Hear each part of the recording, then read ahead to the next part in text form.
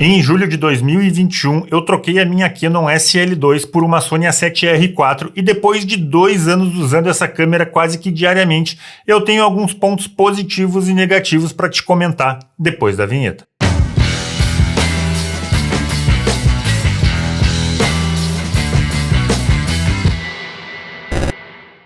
Fala galera, sejam todos muito bem-vindos, eu sou o Renato e se tu caiu de paraquedas aqui nesse vídeo, aqui no canal eu costumo compartilhar as minhas experiências fotográficas e a gente troca bastante ideia sobre fotografia também.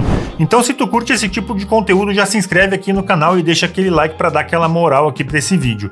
E a primeira coisa que eu preciso te mencionar é que se tu estiver procurando um review um pouco mais técnico sobre essa câmera, talvez esse aqui não seja o vídeo ideal para que tu tire as tuas dúvidas. Nesse vídeo aqui de hoje eu quero compartilhar contigo a minha experiência de uso que eu tive durante 2 anos com essa câmera. Tem alguns pontos positivos e negativos que eu vou te comentar e eu vou começar pelos pontos negativos, que não são muitos, mas tem algumas coisas bem interessantes que eu preciso te comentar. O primeiro ponto negativo que eu preciso te falar é o preço dessa câmera.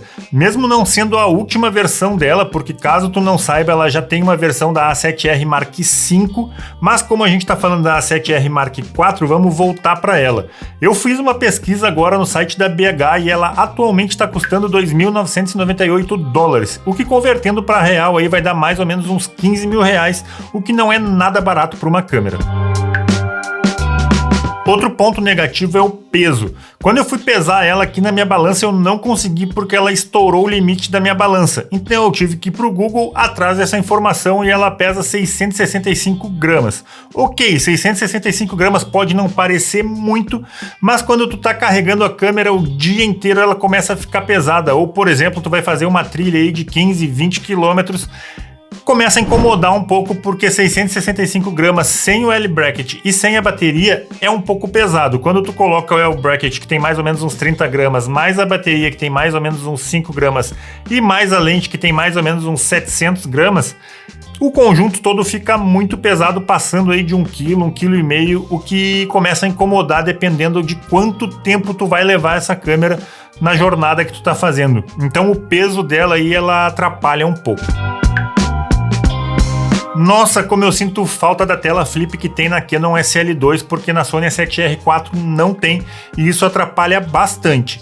Quando eu tô fazendo fotos na horizontal, até que não tem muito problema, porque a telinha dela articulada ali, ela vira para cima e para baixo, e aí eu consigo me resolver muito bem nas composições horizontais.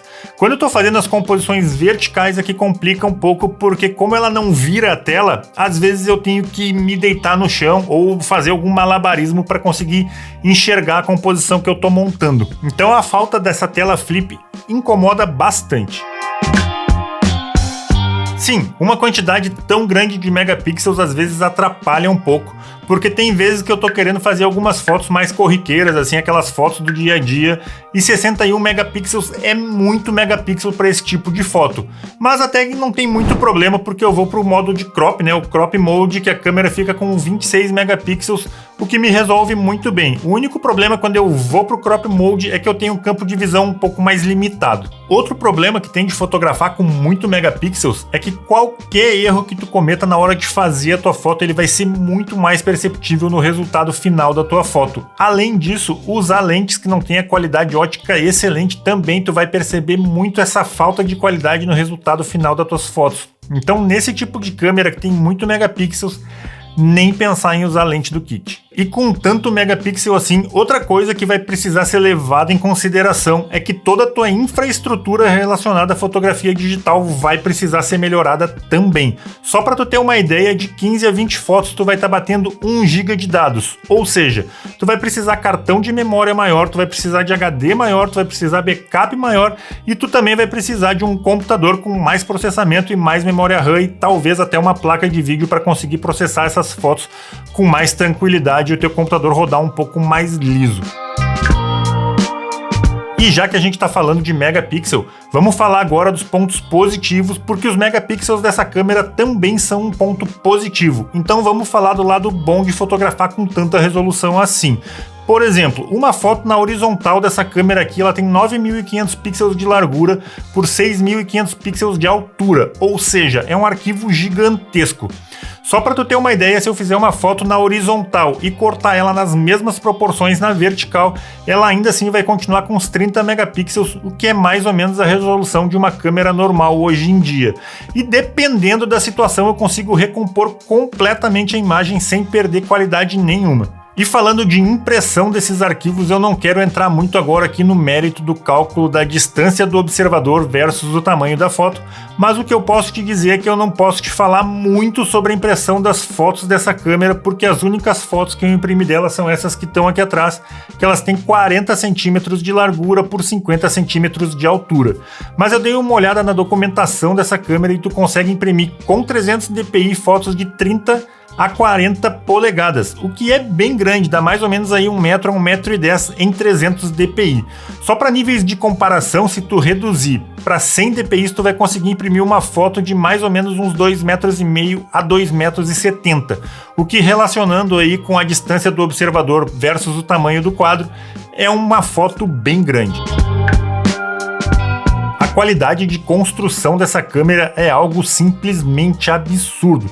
Ela é toda construída em metal e totalmente selada.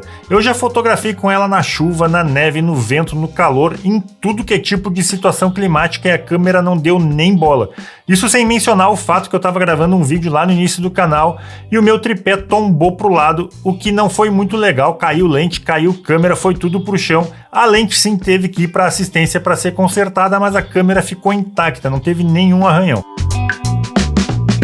Esse é um ponto que eu sei que para muita gente não faz diferença ter 2 cartões de memória na câmera, mas quando tu tem uma câmera que faz 61 megapixels por foto, faz toda a diferença.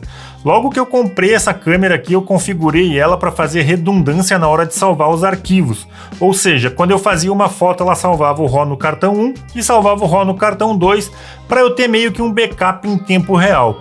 Porém, com o tempo isso ficou meio que inviável e eu mudei essa configuração porque os cartões se somassem e, consequentemente, eu pudesse fazer mais fotos. Claro que eu sei que a qualidade de imagem não depende só do sensor da câmera, mas aqui nesse caso eu quero te comentar a capacidade que essa câmera tem de recuperar altas e baixas luzes. Com 15 pontos de Dynamic Range, tu pode errar tua foto em vários pontos e mesmo assim tu vai conseguir recuperar ela na pós. E a nitidez que essa câmera te entrega é algo sensacional, claro que vinculado com uma boa lente. E eu até tinha pensado em falar sobre o sistema de foco dessa câmera aqui, mas hoje em dia todas as câmeras elas estão com um sistema de foco tão bom que ficar falando de sistema de foco é meio que chover no molhado, então eu acho que nem precisa falar muito de sistema de foco, porque sim, ela tem um sistema de foco excelente, detecção no olho, tracking em tempo real e tudo isso que todas as outras câmeras hoje em dia já têm. E isso é o que eu tenho para te falar sobre a minha experiência de 2 anos utilizando essa câmera. E agora eu quero saber a tua opinião. Coloca aqui nos comentários e não esquece de deixar aquele like para dar aquela moral aqui para esse vídeo, conferir a tua inscrição aqui no canal. Muito obrigado por assistir esse vídeo aqui até o final e até semana que vem.